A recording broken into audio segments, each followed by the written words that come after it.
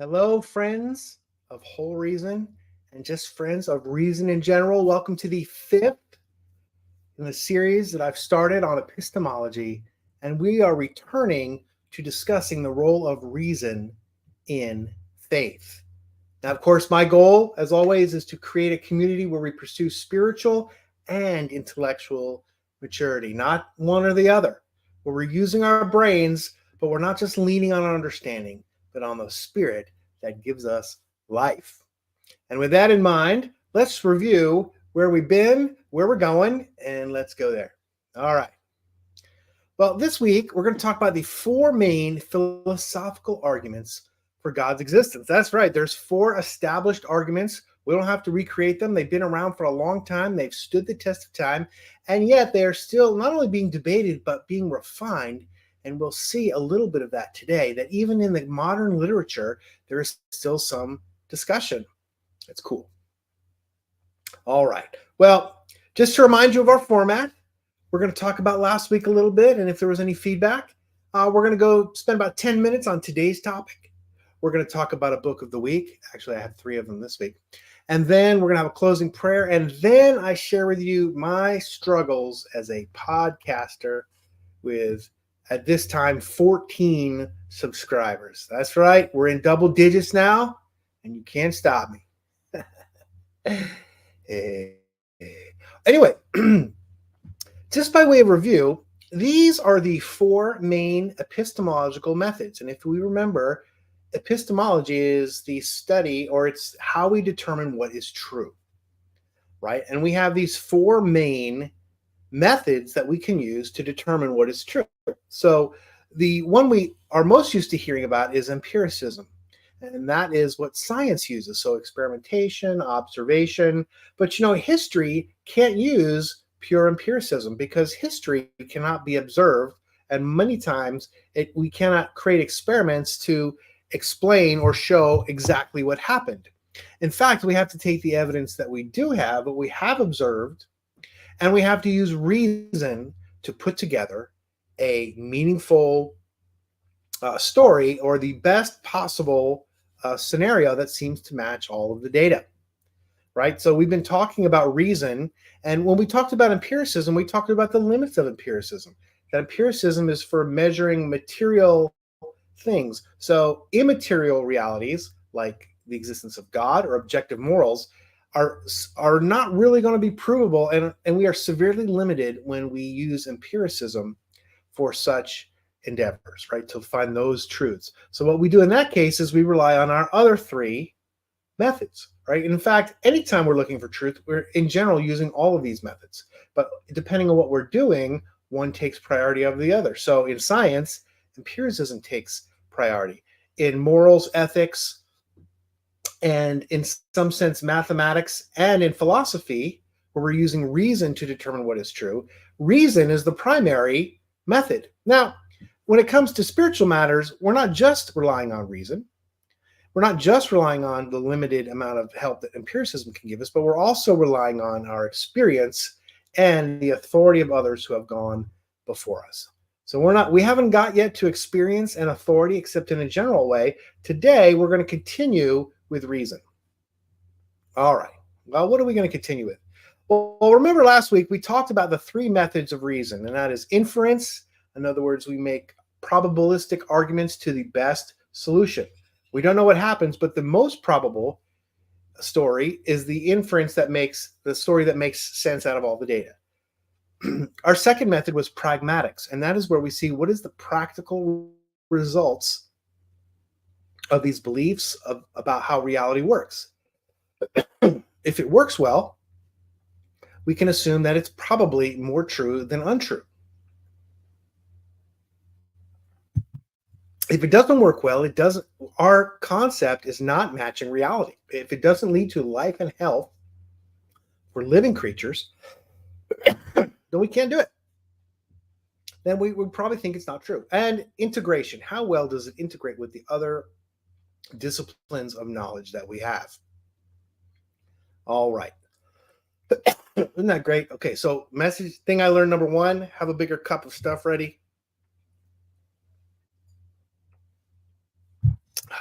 Go Volunteers. All right, so now let's talk about the four classical arguments, or what I call putting on your coat. These are the four main arguments, not the only arguments from reason and philosophy, but the main ones that are most often referred to as reasonable and perhaps convincing. The first is the cosmological. We're going to talk about all four of these today. That is, was there a first cause?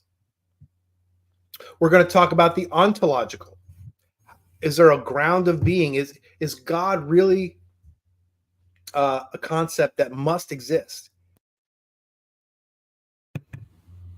We're going to talk about the axiological, or the moral argument. If objective morals exist, then God must exist. And lastly, we're going to talk about the teleological model, or the model from design. That is, everything seems to have a telos, a specified purpose in its design. All right, here we go.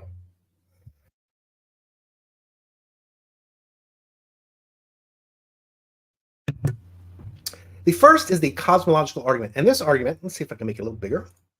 This argument goes like this. Everything that begins to exist has a cause. The universe has a cause. Okay, let me start that again. The universe began to exist. Therefore, the universe has a cause. So, what can we know about this first cause? Is this a strong enough argument to say that God exists? Well, let me tell you a story. This is a really fun historical story. Back in the 1940s, 30s, and 40s, science thought that the universe was static and eternally existent in the past. And by static, it means it wasn't moving anymore. If it had existed for eternity, by now it would have arrived at a balance. It would have arrived at a homogeneous or a final state where it wasn't changing anymore. And so most of science, all of science, kind of believed that, but these strange Christians kept saying there was a beginning to time, space, and energy. Time, matter, and energy. Time, space, and matter. Yeah. Well, Einstein didn't like that idea. A lot of scientists didn't. And there were a couple reasons. And one of them was that they knew that if there was a beginning to time, then there had to be a prime mover that was probably outside of time. And that looked an awful lot like the biblical God. But what we see here in the picture is Edwin Hubble is showing Albert Einstein his evidence for the fact that the universe is expanding, including his evidence for cosmic background radiation and other things that he discovered. And of course, we named the Hubble telescope after him. And of course, after this, the Big Bang became kind of the predominant theory. Now, the problem with this, again, is that it lines up with the biblical cosmology. In fact, all these years, the Christians had been saying one thing, the Bible had been saying one thing, and science was saying another. And of course, trust the science. Well, it turns out the science was not correct. And this is one of the biggest coups in kind of ideological history, is that science had to submit to the idea that the Bible was at least partially right, that there was a beginning to space and time. Now, that doesn't mean that the Big Bang is entirely consistent with the biblical story of creation, and we can talk about young Earth and old Earth and all these creation and evolution in the future, not today. But I wanted you to see that the cosmological argument was being made a long time ago. It's still being made that because there's a beginning to the universe, there has to be a first uncaused cause at the beginning. Well, of course, scientists have since backed off the idea and said, we don't agree that if our universe has a beginning, that there wasn't something that came before it that wasn't God, right? So one suggestion is made by Lawrence Krauss, the Canadian-American theoretical physicist and cosmologist. He wrote this book called A Universe from Nothing. And he argues that, of course, he redefines nothing as something like a quantum foam. So it's not really nothing. It's something out of which randomly or using quantum physics our material universe sprang. Well, It's again, as we see with all these solutions, it begs the question: where did the quantum foam come from? From nothing? From really nothing, as opposed to your nothing? All right. Well, there's another one. Stephen Hawking, who wrote this very influential book, A Brief History in Time, had two other possible solutions. One is that the laws of nature existed before time and space, and that the laws of nature could have somehow gotten creative power to evoke or create material reality. Now, that again not only kind of begs the question, but how do immaterial rules, and where did the rules come from? Did they just were? Because eventually you're going to see that if you want to say there's no God, you have to just say it just is, and we don't know, and as science we may never know. He also, interestingly enough, said there might have been a universe before our universe, but because we know our universe started from the singularity, something very dense and compact, that maybe the other universe quantum tunneled into our space and time, or even maybe even created and then expanded from there. Well, both of these are a little interesting. A little credulous. I'm a little credulous, but well, let's just think about that. Well, if you're really interested in that story of how Einstein and the scientists of the time, the cosmologists and scientists, decided, oh my gosh, we were wrong about the universe, you would benefit from reading this short and interesting, a little historical book written by Robert Jastrow, who was among those scientists. And so he saw all the debates and the things that were going on. It's full of pictures of a lot of these guys, these famous scientists hanging out together and learning these things about the universe. And he wrote this really interesting history of it. And at the end, here's how he ended his book. For the scientist who has lived by his faith in the power of reason, the story ends like a bad dream. He has scaled the mountains of ignorance. He is about to conquer the highest peak. As he pulls himself over the final rock, he is greeted by a band of theologians who have been sitting there for centuries. And that is the feeling that they had when the old cosmology, the static eternal universe, collapsed. And they realized that there had to be a beginning of space and time. And well, that seemed awfully a lot like the Bible's story of that. And so that's a fun thing to read if you want to. So let's say one more thing. Even before modern science, the 1900s, Christians were arguing the cosmological argument, right? Now, even at that time, this is before the Big Bang. So think about this. This is before science had changed its mind on this, and they had to make arguments. One of my favorite volumes, you can pick up a used version of this 3-volume all-in-one set for about $10 used on, and it's really fun to read because Augustus Hopkins Strong, he hold on, let me change my notes here. There we go. He even before DNA existed and modern astronomy and quantum physics, he was trying to make these arguments for God. And it's interesting to see what he wrote and said when he tried to defend this argument when science was pointing the other direction. Here's what he said. That the present form of the universe is not eternal in the past, but has begun to be. Not only personal observation, but the testimony of geology assures us. So what's interesting there is he was trying to refer to natural science. He said our observation, our personal experience, I'm not sure what he's talking about there, but the testimony of geology. He wasn't even referring to astronomy, just geology. He seemed to think indicated that there was a beginning to things. Now that's a much weaker argument scientifically, I think, but it's interesting that they were bold enough to make it in detail. And in his book, he addresses Hume and a bunch of other philosophers. So it's pretty interesting. All right, well, here's the real problem. The real problem with the old cosmology, the real thing that's good about the cosmological argument is that it says there cannot be an infinite regress of time. That is, there can be no infinity in the past. If things have been here for infinity, so even if you think there was a universe before our universe and a universe before that universe, eventually you're just pushing the problem backwards. Eventually, you either have to have something that started time and space, or you have to propose an infinite regress of causes forever. And this is a really interestingly, perhaps weak argument. So listen to the impossibilities that you have to swallow for that to be true. The first is the logical impossibility, and that is an infinite series of past events cannot be logically traversed to get to the present moment. A potential infinite can exist, for instance, a potential future in heaven, let's say, but an actual infinite cannot exist when you're talking about time. So if time had existed in the past, we would never have gotten to the present moment. Or, when they were thinking about a static universe, they were thinking everything got to equilibrium. But of course, not only was it not at equilibrium, but probably an equilibrium would look like something where everything, entropy had taken over and everything was homogeneous. Everything had dissolved or disintegrated, right? So even the static universe that they proposed, something had to stop it in its current state, unless we think we've been going from infinity past to the present, which is not really a coherent concept.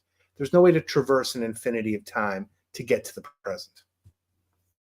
Well, here's another impossibility that proposal has to deal with. The second is causal impossibility, and that is what brought this infinite series into existence. It either created itself, which is a new philosophical problem, or you have to say it just is. Well, looking at all these impossibilities, it starts to get a little stretch of the imagination, especially when we have the empirical impossibility. From what we have observed so far, science indicates that there was a beginning at least to the space and time in our universe, and that's all we have observed. So if you're only going on what's been observed, you have to say that there was an initial cause that was outside of time, that was very powerful and perhaps intelligent enough to set up the rules, to create life, and maybe even to create personal beings, all right, where mind comes from. There had to be a mind there. All those things sound like the classic example or the classic description of what a biblical God might be.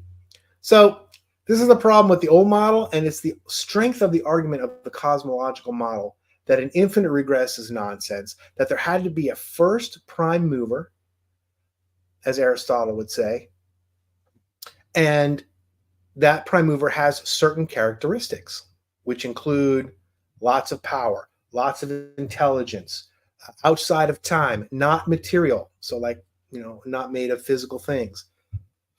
So that's the cosmological argument. So let's circle back. All right, so let's talk about the ontological argument. All right, this is the second argument. The first one is that there had to be a first cause.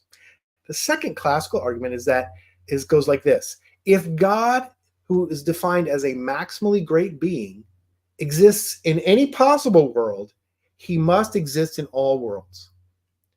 If it is not impossible that God exists, God must exist. Well, this, I have a love-hate relationship with this model. This is the only one of the four arguments that is an a priori argument, which means it's not based on what we observe. Remember, the cosmological argument is based on what we observe, that everything has a cause. We've observed that. And then we use reason to say there has to be a first cause, because there has to be an uncaused cause, because you can't have an infinite regress. This one is not based on observation at all, but based on the definition of what God, a reasonable definition of what God might be. That is a maximally great being. And when we say maximally great, what we mean is not just great in power, but also great in goodness. Okay, so goodness is greatness includes goodness. So a maximally evil God would not be maximally great, because goodness is better than evil. Goodness is greater than evil. So you couldn't just flip this around and say, well, if you can argue for a maximally great good being, why couldn't you argue for a maximally great negative being? And some people have argued that way, and I think that's the weakness there, is that greatness includes goodness. So let's explain how this works. It's an argument sort of from possibility, but it's more nuanced than that, and let's just try to figure it out a little bit. So this is Anselm of Canterbury, who first proposed this model, although he didn't call it the ontological model. It was named that later. All right, so let's say these are the universes that we're creating, but imagine that they're all the possible universes. Some finite or maybe infinite set. So let's say exists in one of these universes. Well, by definition, if God is maximally great, then he would not just exist in one possible universe. If he exists in that one, then to be maximally great, he has to exist in all of them. Here's where the argument goes. If he's exists in one, he has to be in all. The only other option is if God does not exist, and we're going to talk about why that is not a good parallel argument or symmetrical argument. In other words, well, either God doesn't exist everywhere or he does exist everywhere. That is kind of what the ontological argument is saying, but it is saying that if it's at all possible that God exists in one place, he has to exist in them all by definition, because he is maximally great, which means it's all or nothing in this argument because of the definition of maximally great. That's it. Does that make sense? It's a little crazy, but sometimes I think that's not a good argument, and sometimes I'm like, there's something like mysterious and powerful about that. It rings true. It's whatever. Your mileage may differ. So we just talked about the ontological symmetry problem. Don't worry, we won't go too deep into this one. But if it is possible that God does not exist, I'm sorry, if it is possible God does exist, then he must exist. That's the argument, if at all possible. Now, if you say it's impossible that God exists in any universes, that could be true also. That's the other side of the argument, right? But how can you prove that it's impossible? You can't, right? So you could just say, well, therefore he must exist. It's a little weak on that one, because you can't prove that he does exist in that one, possible place anyway. So, or that he must exist in at least one universe. You can't prove that. So how do we break the symmetry of this that basically says, well, then neither one can be true, or we can't know, right? Well, here's how. There's about a dozen different methods that are currently being debated in philosophy that talk about how do we break this symmetry to prove that one or the other is more likely. Well, here's my favorite one. This one is by a philosopher whose name is Pruss. And this is probably my favorite of the many. We're only going to go through two possible ways to break this, but I just want you to understand that there are arguments for why it's more likely that God exists in one universe, and therefore all, than it is that he doesn't exist anywhere. And here's the first one, the experiential evidential approach. So if you're familiar with the argument from evil, there's two arguments against the existence of God that evil presents. The first one is the one, the logical problem, is that can God have a logical reason for allowing evil? Can he have a morally justified reason for allowing evil? And Alvin Plantinga has the great Christian philosopher has pretty much proved that it's logically possible, not probable necessarily, but possible that God could have a reason for allowing evil. All right, so even most atheist and antagonistic philosophers have kind of agreed that his argument seems to be pretty sure and it's possible. That's a huge victory in philosophical history. However, the evidential problem of evil is, yeah, well, it's possible, but when you look at how bad evil is, I don't think it's very probable. The probability is so small that I am still offended by the existence of evil, and so I don't think God exists. So interestingly, that's an argument against the existence of God. That's the argument from evil. But here we're flipping that, and we're saying that it's logically possible that God exists, and that's the thing that we're not sure about because it might be impossible, right? But the experiential problem tells us that God probably does exist. And this is one of the ways we can say the reason that it's more likely that God exists is because the experience of the majority or much of humanity. All right.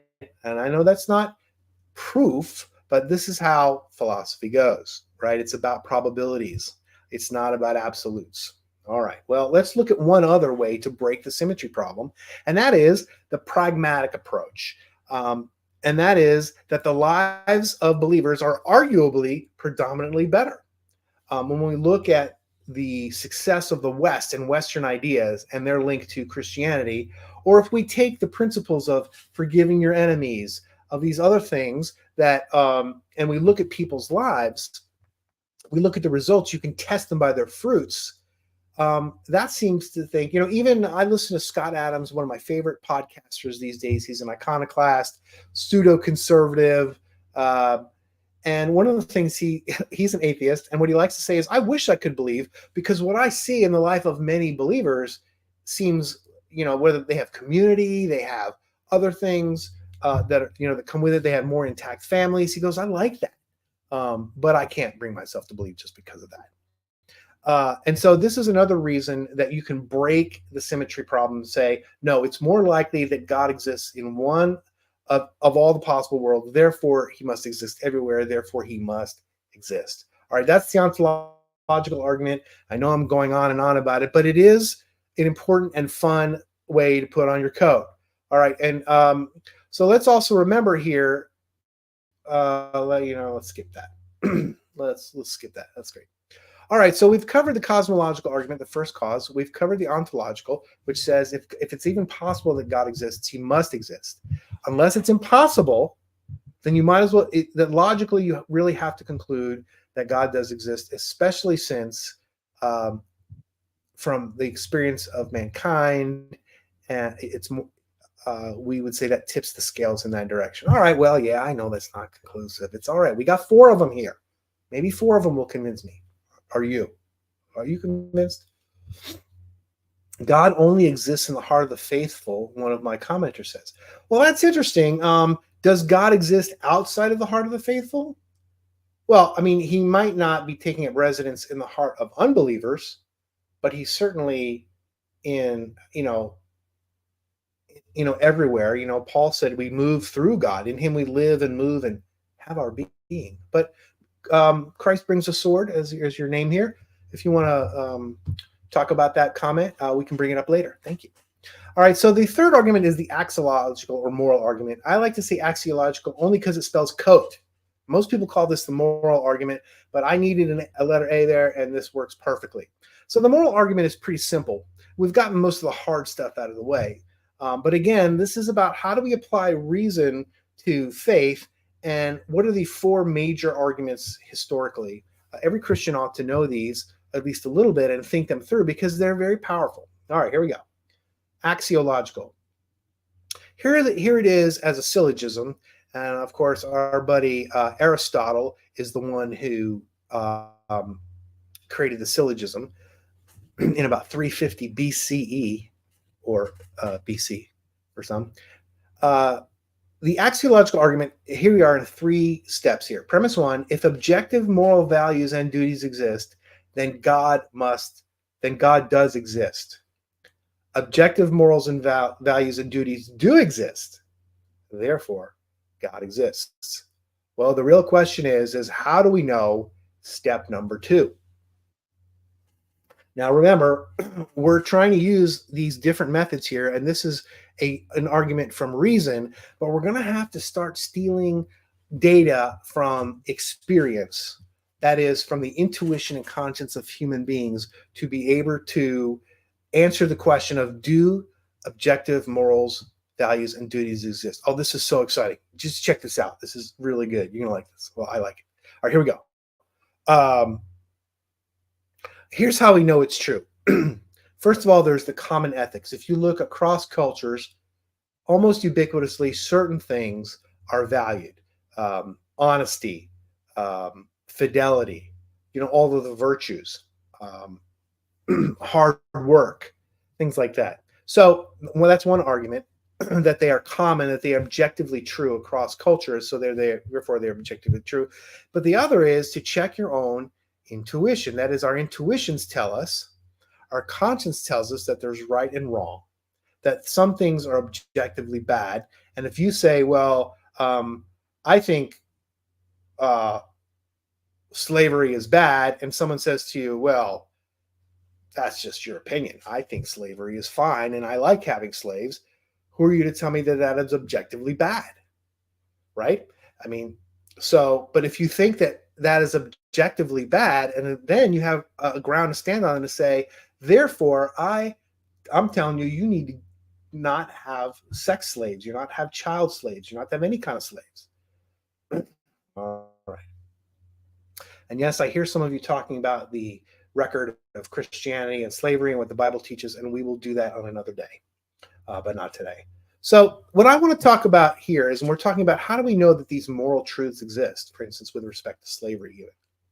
Well, because there is no empirical evidence that can prove something that is immaterial but real, like an objective moral or the existence of God, we cannot rely on empirical proofs, so it can't be proved with science. But it doesn't mean we can't look at reason, experience, and authority to determine if moral values and duties exist. And in fact, here's what Thomas Jefferson concluded while studying the great historians and philosophers before him, including John Locke. He said, we hold these truths to be self-evident. All right, when he's being self-evident, what he's saying is, you can't prove it empirically, but they are still self-evident. They are still true. And what is true? That all men are created equal. So now he's talking about the objective moral of equal value of human beings. And that they are endowed by their creator with certain unalienable rights. Now, whether or not he's saying that the existence of the creator is self-evident is argued by many. Or if he's instead just saying that objective human rights are grounded not in they're grounded in the creator and intrinsically within humans, and they're not granted by any government. The government can take away your rights, but you still have those rights. They have just temporarily taken them. It's not that they're objectively untrue. They're still true even when the state takes them away from you, because they don't define what your rights are. They're intrinsic. They're self-evident.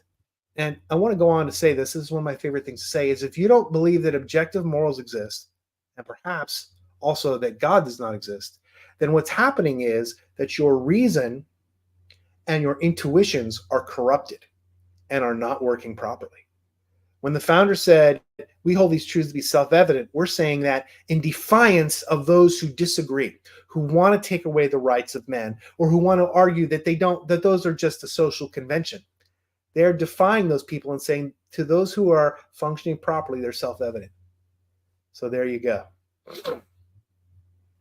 I know them's are fighting words, but it's good stuff. So that's the axiological argument. If objective morals exist, well, let me ask, let's say we conclude that objective morals do exist. How does that prove that God exists? Well, here's how. You know, there's a famous saying that says rules without penalties are just suggestions, right? So if your rules have no penalties, this is why people are, shoplifting all across California, because there's no penalties for anything under $900 worth of materials now, and they're wondering why crime is going up. Well, it's because their rules are suggestions, right? If there were penalties, it would be much different. So for something to be objectively true, there has to be someone to enforce those moral values and duties. There has to be an external lawgiver. There has to be someone external to our subjective opinions that confirms what is good and true. All right. So the only person that can really do that, who can be outside of humanity and tell us that, is God himself. And that's why God must exist if you think objective duties and morals exist. And we've tried to argue that they do. All right, last one, the teleological argument. Now, this is pretty simple. The universe exhibits an order, a complexity, a specified functionality and purpose, such as the intricate design of living organisms or the precise laws of physics. This order, complexity, and purpose are typically, that is, in our observations. This isn't just an opinion taken from a definition like the ontological argument. In our observation, specific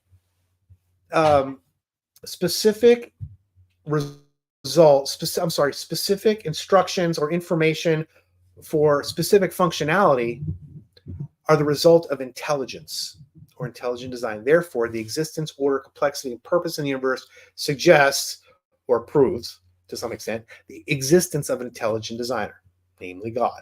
That's the teleological. Now, there's many, but there's two main teleological arguments that we should be familiar with. One is the macro, at the grand level, at the cosmological level, and the other is the micro level. That is at the DNA level. We're not going to cover these in detail, but I just want you to know what they are. So let's cover them really quickly. At the macro level, imagine a mixing board with hundreds of dials, and each one of these dials controls a physical constant in the real world.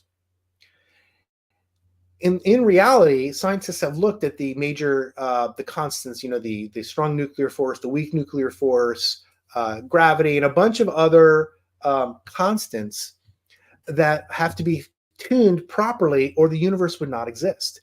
And in some cases, they have to be within a 1/millionth of a degree of a measure. And so the question is how could all of that happen by accident? Right? These things are so finely tuned. Sometimes they call it the fine tuning argument. Now, there's only two answers. One is an intelligence did it, and the second is it was an accident. Well, if it was an accident, it was a super lucky accident. In fact, it was an impossible accident, because anything that is less than 1 in 10 to the 50th chances is essentially zero. And I've seen many calculations about what the chances are for this to happen. It's somewhere between 1 in 10 to the 70th to 1 in 10 of 130 or something. So it's essentially zero, the likelihood of this happening by accident. But the multiverse, if we had a multiverse where every possible universe existed, then the probability of this happening in one universe goes to 100%. So that's how they get around it. There's no observations that say the multiverse exists. It's just one way to solve the statistical problem of the teleological argument at the cosmological level. Well, what's the other one? The other one is DNA. So I just want to use an example. We don't have to look at this in detail, so don't worry. This is the clotting cascade. This has about 11 proteins. When you cut yourself, you form a scab.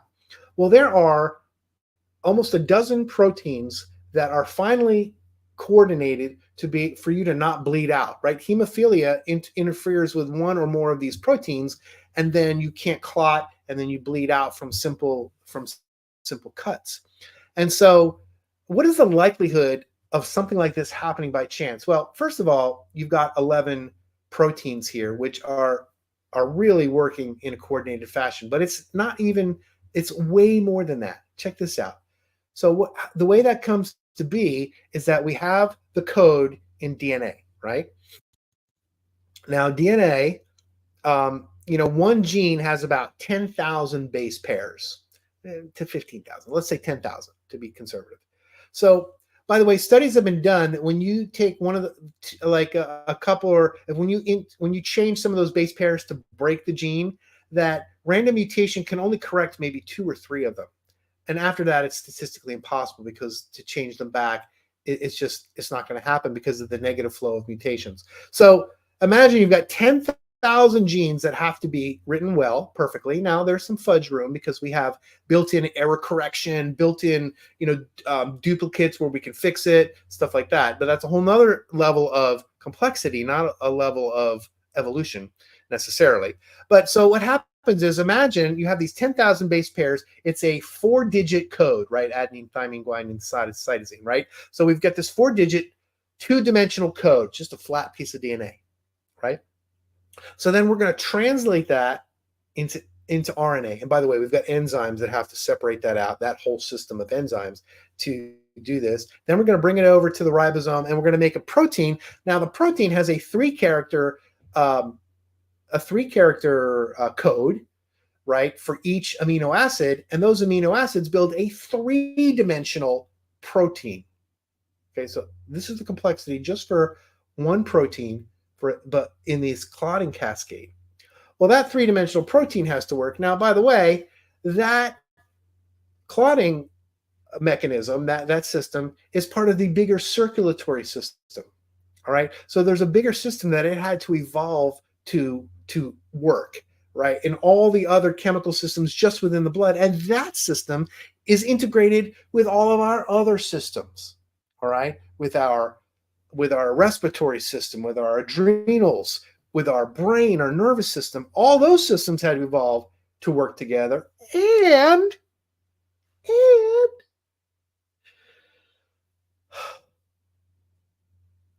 we have to be able to reproduce. And so all that has to be coordinated across individuals. Now, I know that you can start simple and say, well, you start with a simple replicating model. No, that breaks down and becomes foolish when you look, and it's not just a matter that we don't know, although there's a lot we don't know. It's a matter of this is so complex that no known rules. The most likely thing is that an intelligence has created the code. Well, that's the argument for the teleological argument. You don't have to believe it. I'm just telling you that's what it is. So there we go. The cosmological, the ontological, the axiological, and teleological arguments. Put on your coat, Christian. Put on your coat. Realize that there had to be a first cause. And that first cause had to be outside of time and space and powerful and probably personal. Where does personality, where does mind come from except from mind? Right? The thing can't be created from something that didn't have it already. The ontological argument says if it's possible that God exists, it's almost certain that he exists everywhere. Because if he's maximally great, that includes necessary existence, that he's not dependent on anyone else. He exists of himself. All right, I get it. That's a weird one.